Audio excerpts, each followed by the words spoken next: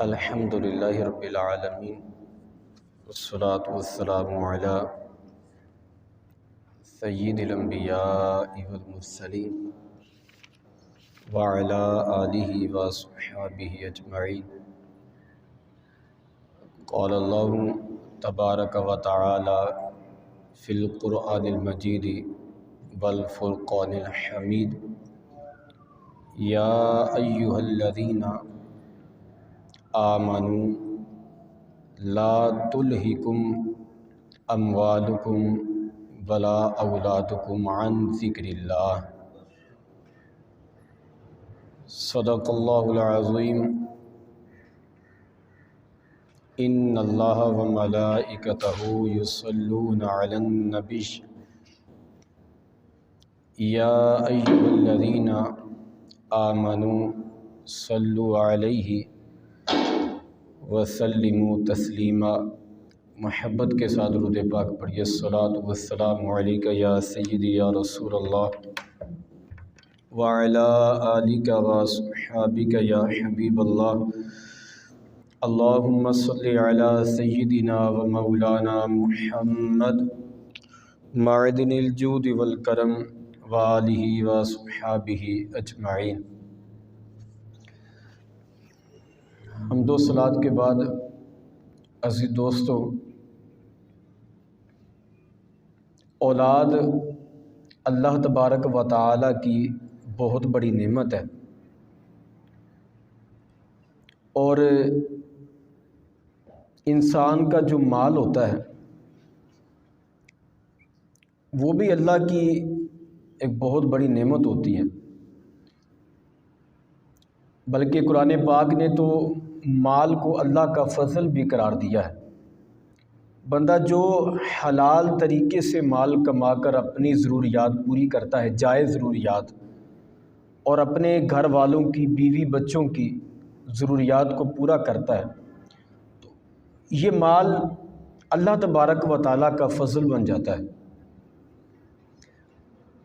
اور پھر اگر یہ نعمتیں، یہ فضل اگر کسی کے پاس نہ ہو تو اسلام نے اس بات کی اجازت بھی دی ہے اور حکم بھی دیا ہے کہ تم اپنے رب سے اولاد بھی مانگو، اجازت ہے تمہیں۔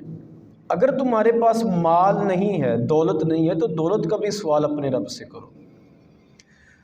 اور پھر اسلام نے ان کے ساتھ نبھا کے طریقے بھی بیان کیے ہیں کہ تم نے مال کہاں خرچ کرنا ہے اور کہاں خرچ نہیں کرنا ہے، اور اولاد سے محبت کرنے کا حکم بھی دیا کہ اپنی اولاد سے تم نے محبت کرنی ہے، اور بلکہ رزق حلال کی تلاش کو تو عبادت قرار دیا گیا ہے اسلام کے اندر۔ یہ سبھی کچھ ہے کہ تم نے جو ہے وہ حلال مال بھی کمانا ہے، ضروریات پوری کرو، تمہیں اجازت ہے۔ اولاد سے محبت بھی کرنی ہے، تمہیں اجازت ہے، بلکہ تم نے ضرور محبت کرنی ہے اپنی اولاد کے ساتھ۔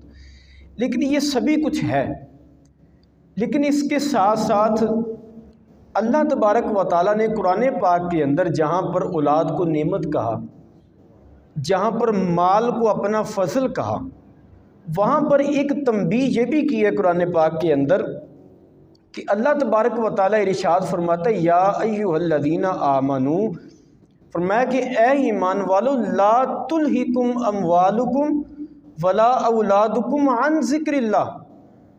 فرمایا کہ اے ایمان والو، تمہیں یہ مال، تمہارا مال اور تمہاری اولاد تمہیں تمہارے رب کے ذکر سے غافل نہ کر دے۔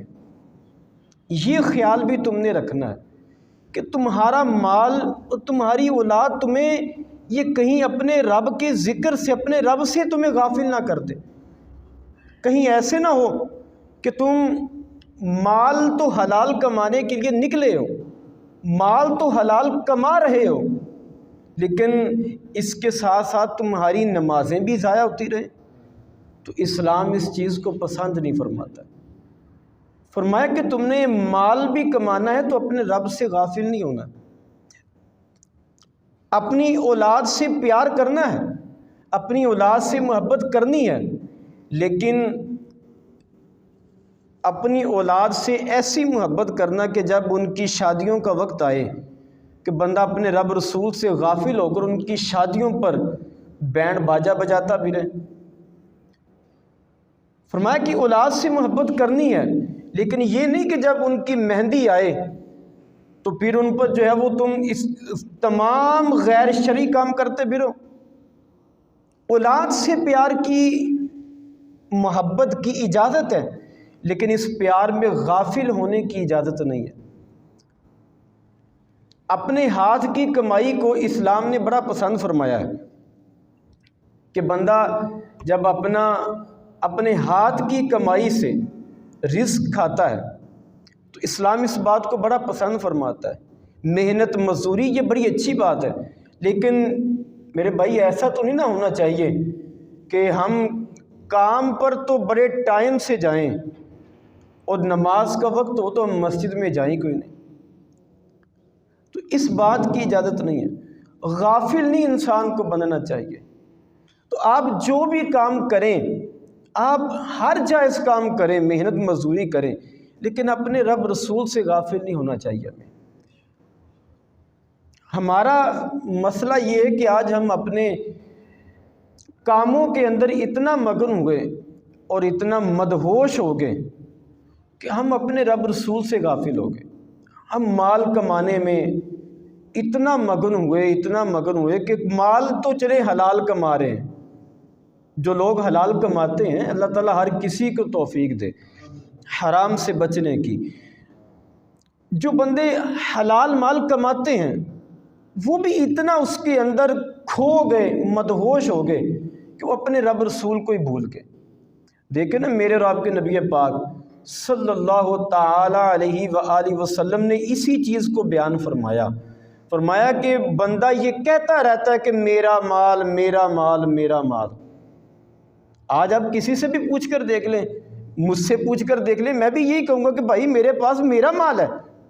کسی سے بھی پوچھیں وہ یہی کہتا ہے میرا مال میرا مال میرا مال۔ میرے اور آپ کے نبی پاک علیہ الصلوۃ والسلام نے ارشاد فرمایا کہ بندہ ساری زندگی یہی کہتا رہتا ہے کہ میرا مال میرا مال میرا مال، لیکن حضور فرماتے تیرا کوئی مال نہیں ہے، صرف 3 تیرے مال ہیں، صرف 3 قسم کے مال تیرے ہیں، باقی تیرا کچھ نہیں ہے۔ کون کون سے؟ فرمایا کہ جو تو نے کھا لیا وہ تیرا ہے، یا جو تو نے پہن کر اس کو بوسیدہ کر لیا وہ تیرا مال ہے، یا میرے اور آپ کے نبی پاک علیہ الصلوۃ والسلام نے فرمایا جو تو نے صدقہ کر کے اپنی آخرت کے لیے جمع کر دیا ہے۔ بس یہ 3 تیرے مال ہیں، اس کے علاوہ تیرا کوئی مال نہیں۔ اور آپ حقیقت کی نظر سے اگر کبھی آپ اس کو دیکھیں، یقین جانیں صرف یہی ہمارا مال ہے، صرف یہی ہمارا مال ہے، اس کے علاوہ ہمارا مال کوئی نہیں۔ تو فرمایا کہ کسی بھی لمحے اپنے رب رسول سے ہمیں غافل نہیں ہونا چاہیے۔ کسی بھی لمحے ہم اتنا دنیا کے اندر بھی مگن نہ ہو جائیں کہ ہم اپنے رب رسول کو ہی بھول جائیں۔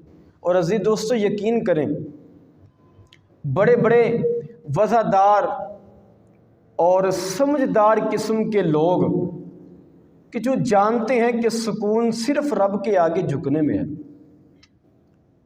جو جانتے ہیں کہ استغفار کرنا چاہیے، توبہ کرنی چاہیے، لیکن سمجھدار ہونے کے باوجود بھی باتیں آپ ان سے کر کے دیکھیں، بڑے سمجھدار قسم کے لوگ ہیں، بڑی بڑی آپ کو جو ہے وہ سمجھداری کی باتیں بتائیں گے، مشورے دیتے ہیں وہ لوگ، لیکن یقین جانیں وہ زندگی اپنی غفلت میں گزار رہے ہوتے ہیں، زندگی پہ توجہ نہیں دیتے۔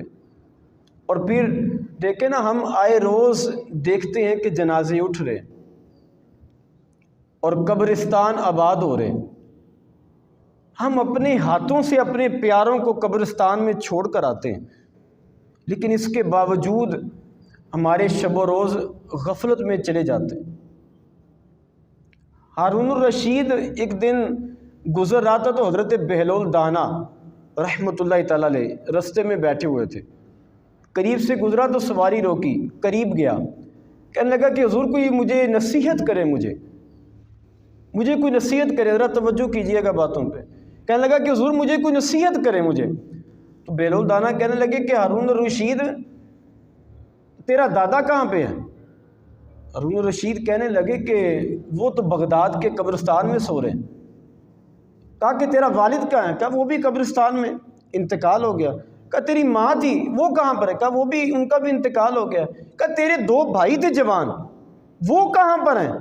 کہا وہ بھی بغداد کے قبرستان میں ہیں۔ تو کہتے حضرت بہلول دانا نا وہاں سے اٹھ کر نا کپڑے جھاڑ کے چل پڑے۔ تو ہارون الرشید نے پیچھے سے آواز دی، اس نے کہا کہ حضور میں نے تو کہا تھا کہ مجھے کوئی نصیحت کرے، آپ ویسے ہی چل دیے۔ تو بہلول دانا نے نا پیچھے مڑ کر کہا، کہنے لگے کہ ہارون الرشید جس نے اتنے جنازے پڑھے ہیں اسے بہلول دانا کیا نصیحت کر سکتا ہے؟ میری اس پر نصیحت کیا اثر کرے گی؟ اس نے ابھی اتنے قریبی اتنے جنازے پڑھے ہیں، پھر بھی مجھے کہتا ہے مجھے کوئی نصیحت کرو۔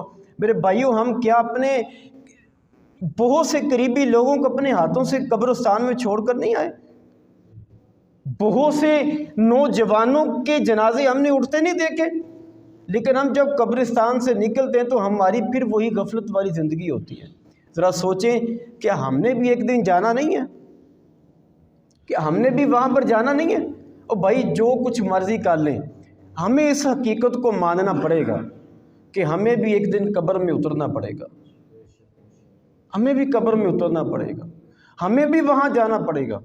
لیکن میرے بھائیوں، یہ پھر غفلت والی زندگی گزارنا یہ بندے کو زیب نہیں دیتا ہے، جانا پڑے گا۔ اب جتنا بھی ذہن سے اس کو جھٹکتے رہیں، لیکن جب آنکھیں بند ہوں گی نا، جب آنکھیں بند ہوں گی تو پھر وہاں پہ جانا ہی پڑے گا۔ وہ ایک بزرگ تھے، ان کے گھر میں چوری ہوگی۔ اب جو اللہ والے ہوتے ہیں نا، یہ ہر لمحے لوگوں کو سمجھانے پر لگے رہتے ہیں۔ ان کے گھر میں چوری ہو گئی، چور گھر کا سارا سامان اٹھا کے لے گئے، سارا سامان اٹھا کے لے گئے۔ اب ان کو کیا ہوا؟ اب لوگ ان کے گھر میں جو ہے وہ افسوس کرنے کے لیے پہنچے تو گھر میں نہیں تھے، وہ گھر میں موجود نہیں تھے۔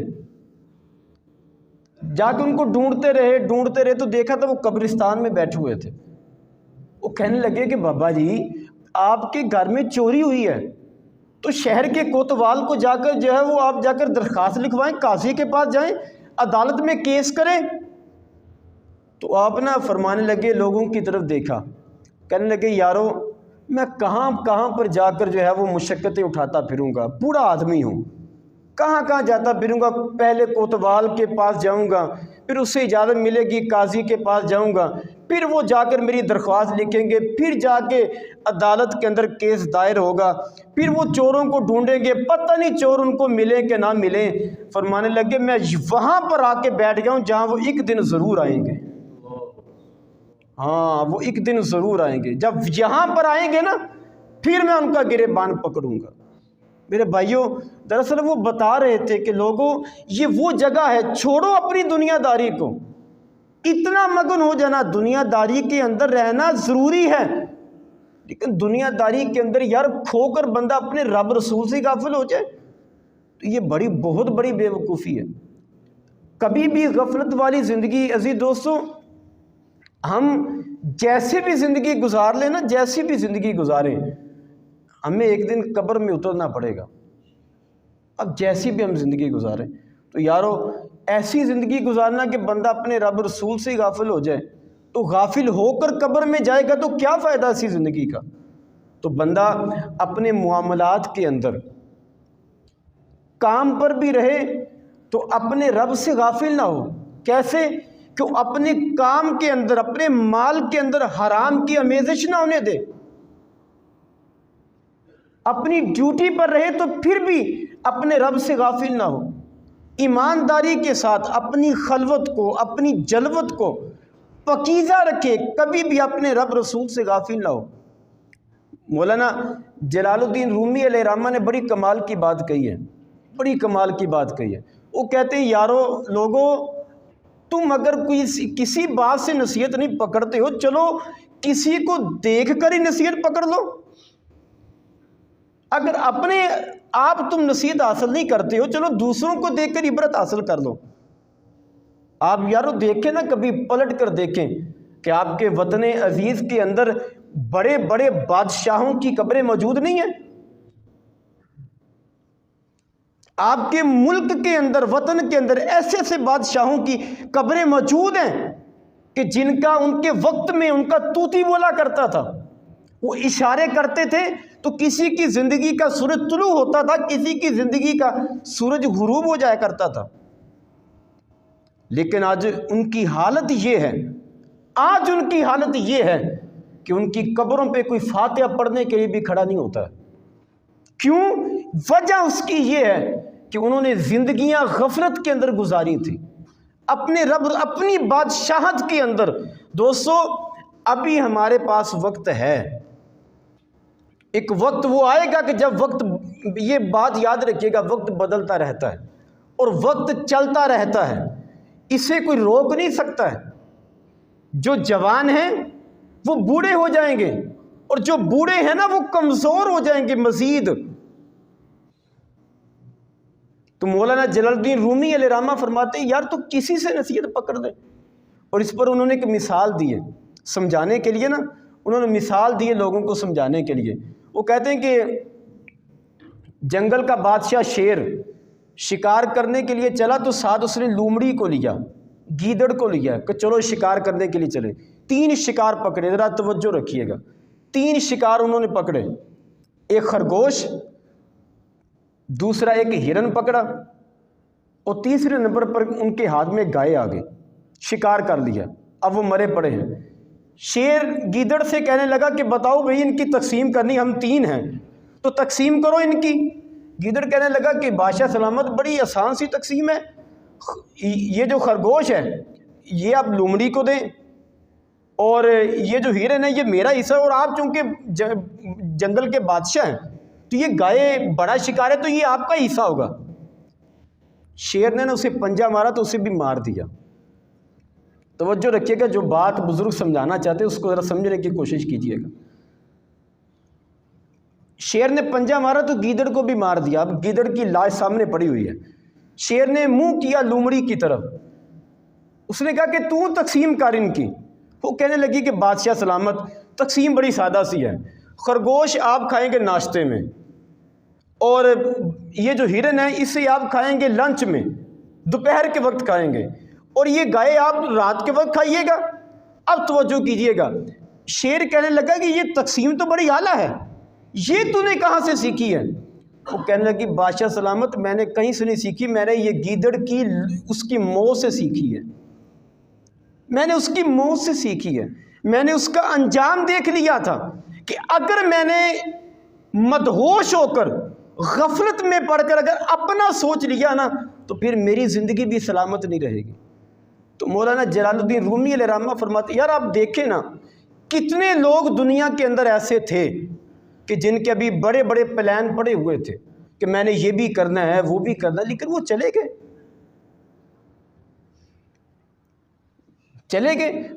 میرے ماں باپ وہ بھی یہی سوچتے رہے کہ ہم اپنی زندگی کے اندر اپنے بیٹوں کی بیٹیوں کی شادیاں کریں گے، ان کی خوشیاں دیکھیں گے، لیکن وہ یارو چلے گئے۔ بہت سے نوجوان بھی چلے گئے، بہت سارے دودھ پیتے بچے دنیا کو چھوڑ کر چلے گئے، بہت سارے جو ہے وہ اپنے پلان لوگ دنیا کے اندر ادھورے چھوڑ کر چلے گئے۔ حضرت امام شافعی رحمۃ اللہ تعالی علیہ آپ فرماتے میں نا ایک جگہ سے گزرا تو مجھے ایک حسین وادی نظر آئی، بڑی حسین 4 دیواری۔ میں نے سمجھا پتہ نہیں یہ کون سی حسین جگہ ہے، تو میں اندر داخل ہوا گیٹ سے۔ کہتے میں اندر دیکھنے کے لیے جا رہا تھا، بڑی حسین وادی تھی، ٹھوکر لگی میرے پاؤں کو کسی چیز کی، تو میں نے تھوڑی سی مٹی اس کو کریدی، زمین کو جو ہے وہ اس کو کھودا میں نے، تو اندر سے ایک انسان کی کھوپڑی نکلی، انسان کی کھوپڑی نکلی۔ کہتے میں نے باہر نکل کر لوگوں سے پوچھا کہ یہ کیا ماجرا ہے؟ لوگوں نے کہا کہ جناب والا یہ بادشاہوں کا قبرستان ہے، بادشاہوں کا قبرستان ہے۔ انہوں نے اپنی زندگی کے اندر اس 4 دیواری کو اتنا حسین بنایا تھا، درخت لگائے تھے، انہوں نے کہا تھا کہ ہماری قبریں یہاں پر بنے گی۔ یارو وہ حسین 4 دیواری تو کر گئے، انہوں نے حسین درخت تو لگا لیے، لیکن آج ان کی کھوپڑیاں لوگوں کے پاؤں کی ٹھوکریں کھاتی پھر رہی ہیں۔ وجہ کیا تھی کہ غفلت کے اندر زندگی گزاری، اپنی بادشاہت میں رب سے غافل ہو گئے۔ یارو اگر بندے نے نصیحت پکڑنی ہو نا تو ایک جملہ بھی کافی ہے، ایک جملہ بھی کافی ہے۔ اور اگر بندے نے نصیحت نہ حاصل کرنی ہو، حضرت صدیق اکبر رضی اللہ تعالیٰ عنہ، آپ کا ایک فرمان میں نے پڑھا، یقین کرے کمال کا ہے۔ آپ یہ کہا کرتے تھے لوگوں جس بندے پر نصیحت اثر نہ کرے، اس بات کو ذرا سنیے گا۔ لوگ بعض مرتبہ یہ اعتراض کرتے، چلے ان کا اعتراض اپنی جگہ صحیح ہوگا، میں اپنے اوپر لاگو کر کے نا ان کی اس بات کو میں صحیح ان کی بات کو کہتا ہوں، لیکن یار سارے ایسے نہیں ہوتے۔ میرے جیسے بھی کچھ بندے ہیں، وہ کہتے ہیں کہ مولوی اگر ٹھیک ہوتے تو کیا ہم نہ ٹھیک ہو جاتے؟ مولوی جو کچھ ممبروں پہ بیٹھ کے کہتے ہیں تو ان کی باتیں اثر کیوں نہیں کرتی؟ اس لیے کہ وہ خود ٹھیک نہیں ہیں۔ چلے میں ٹھیک نہیں ہوں، لیکن میرے بھائی اس کا دوسرا پہلو بھی دیکھیں، اس کا دوسرا پہلو بھی دیکھیں۔ حضرت امام شافعی رحمۃ اللہ تعالیٰ علیہ فرمایا کرتے تھے، حضرت ابوبکر صدیق رضی اللہ تعالیٰ عنہ یہ فرمایا کرتے تھے کہ جس بندے پر نصیحت اثر نہ کرے وہ یہ جان لے کہ اس کے سینے کے اندر ایمان موجود نہیں ہے، اس کے سینے کے اندر ایمان موجود نہیں ہے، وہ یہ جان لے اس کے سینے کے اندر ایمان موجود نہیں ہے۔ میرے بھائیوں، جیسی بھی زندگی ہم گزار لیں، ہمیں ایک نہ ایک دن جانا پڑے گا۔ جو کچھ بھی کر لیں نا، جو کچھ بھی کر لیں، ایک دن قبر میں اترنا پڑے گا۔ جگہ جی لگانے، وہ کسی نے بڑی کمال کی بات کی، بڑا پرانا مصرع ہے، لیکن اس کو ذرا یاد رکھیے گا۔ اس نے کہا تھا کہ جگہ جی لگانے کی دنیا نہیں ہے، جگہ جی لگانے کی دنیا نہیں ہے، یہ عبرت کی جا ہے، تماشا نہیں ہے۔ میرے بھائیوں، ہم یہاں پر آ کر نا ہم نے اس کو تماشا بنا کے رکھ دیا ہے، تماشا بنا کے رکھا ہوا ہے ہم نے۔ حضرت عیسیٰ علیہ السلام نے ایک جگہ سے گزر رہے تھے، ایک شخص کو بیٹھے ہوئے دیکھا، بڑا پریشان ہو، سامنے اس کا اونٹ بندھا ہوا تھا۔ آپ اس کے قریب گئے، کہا کہ بھائی کیا مسئلہ ہے؟ وہ کہنے لگا کہ جناب یہ سامنے میرا ایک ہی اونٹ ہے، یہی میری کل مالیت ہے، اسی سے میں نے روزی کمانی ہوتی ہے، لیکن یہ تو بڑا تنگ کرتا ہے مجھے، یہ تو لوگوں کو اپنے قریب نہیں آنے دیتا ہے، روزی کمانا میرے لیے بڑا مشکل ہو گیا، یہ تو لوگوں کو کاٹتا ہے اور بھاگتا ہے، لوگوں کو کچلنے پر آ جاتا ہے، یہ تو مجھے بڑا تنگ کرتا ہے۔ تو حضرت عیسیٰ علیہ السلام نا اونٹ کے قریب ہوئے اور اس کے کان کے قریب نا اپنے لب کیے، کوئی بات کہی تو چلے گئے۔ تقریباً 6 ماہ کے بعد، کچھ عرصے کے بعد نا دوبارہ اس بندے کو دیکھا، وہی اونٹ اس کے پاس تھا، لیکن وہ اونٹ بڑا خاموش تھا، بڑا لاغر ہو گیا تھا، کمزور ہو گیا۔ تو حضرت عیسیٰ علیہ السلام نے کہا کہ بھائی اس سے کیا ہوا ہے؟ یہ تو بڑا پہلے جو ہے وہ بڑا صحت مند تھا۔ وہ کہنے لگا جناب پتہ نہیں آپ نے اس سے کیا کہہ دیا تھا، آپ ہی آئے تھے، کیا کہہ دیا تھا آپ نے؟ اس کے بعد تو اس نے زیادہ چارہ کھانا ہی چھوڑ دیا، اس نے یہ زیادہ کھاتا بھی نہیں ہے، زیادہ پیتا بھی نہیں ہے، آواز بھی کوئی نہیں زیادہ نکالتا ہے، کیا کہہ دیا تھا آپ نے اس لیے حضور؟ یہ تو بڑا کمزور ہو گیا ہے۔ تو عیسیٰ علیہ السلام کہنے لگے میں نے صرف اسے اتنا ہی کہا تھا کان کے اندر کہ کر لے تو نے جو کرنا ہے، لیکن تجھے ایک نہ ایک دن مرنا تو پڑے گا نا، مرنا تو تجھے پڑے گا نا۔ کہتے میں نے صرف اتنا کہا تھا۔ حضرت عیسیٰ علیہ السلام نے جب اتنی بات کی نا تو اس آدمی نے نا اونٹ کی لگام چھوڑ دی، چہرہ اس کا بھی مرجھا گیا اور آپ کی طرف دیکھنے لگا۔ فرمایا تجھے کیا ہوا؟ کہنے لگا کہ حضور اگر جانور سمجھ گئے میں تو پھر بھی اللہ کا اشرف المخلوقات انسان ہوں، تو مجھے بھی تو سمجھ جانا چاہیے نا کہ مجھے بھی مرنا ہے، میں غفلت کے اندر زندگی کیوں گزار؟ میرے بھائیوں، اگر بندے نے سمجھنا ہونا تو ایک جملہ ہی انسان کے لیے کافی ہوتا ہے۔ حضرت فاروق اعظم رضی اللہ تعالیٰ عنہ لوگوں سے کہا کرتے تھے، لوگوں اس سے پہلے کہ تمہارا حساب لیا جائے خود اپنا حساب کر لو، اس سے پہلے کہ تمہارا حساب لیا جائے خود اپنا حساب خود کر لو۔ اور بزرگ فرمایا کرتے تھے لوگوں اس سے پہلے کہ تمہاری نماز پڑھی جائے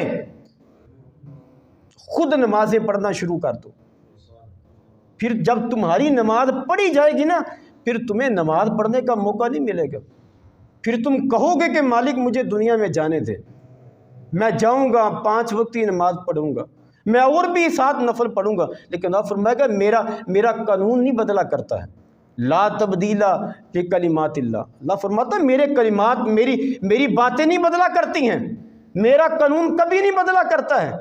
وہ میرے بھائیوں، اگر بندے نے نصیحت حاصل کرنی ہو نا تو بندہ ایک چھوٹی سی بات سے نصیحت حاصل کر لے، تو کبھی بھی اپنی جو ہے وہ اپنی زندگی غفلت کے اندر گزارنا اور غافل بن کے، اللہ تبارک و تعالیٰ ارشاد فرماتا ہے لا تلہکم اموالکم ولا اولادکم عن ذکر اللہ۔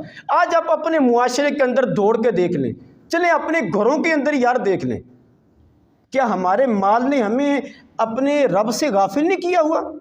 میں نے پہلے شروع میں بات کی ہے کہ مال کمانے کا حکم ہے، اجازت ایک طرف رہ گئی، حکم ہے حلال مال کمانے کا، اولاد سے محبت کرنے کا حکم ہے، لیکن یارو اور اللہ ارشاد فرماتا ہے لا تلہکم اموالکم ولا اولادکم عن ذکر اللہ۔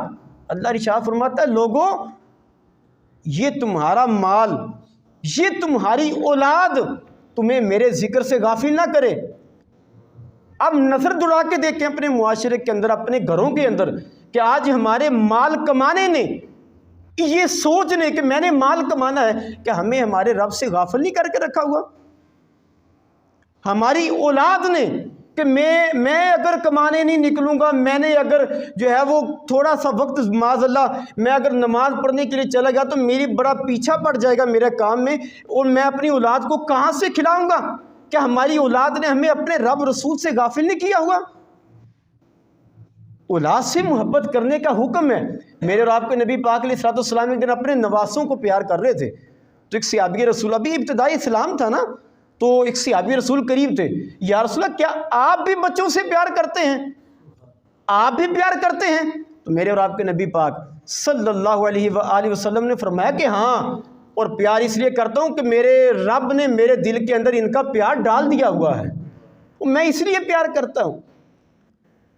میرے بھائی، اولاد سے محبت کا حکم ہے اور کرنی چاہیے۔